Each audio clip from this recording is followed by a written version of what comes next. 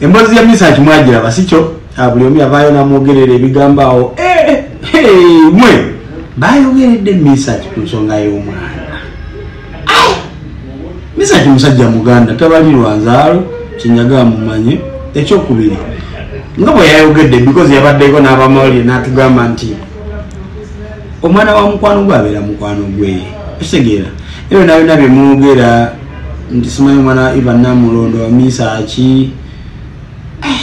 abana Uganda musala ekigambo kyensobola okubagamba. But above all, thank you very much Papa Meseach Ssemakula for clearing the air, because bad mind people, bad energies, negative people babera kakanya, because ekivu kya Meseach mulo tukize tugane buli kimu kyali successful.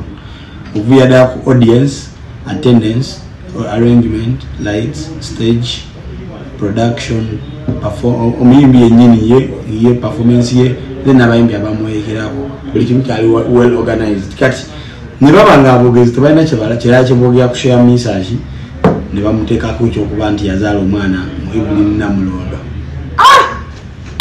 Abaana bayogedde nze kubanga limaze mawulire mbadde simanyi na mwana wa Eva bwafaanana nalabye muziza bifaananyi nga shewedde.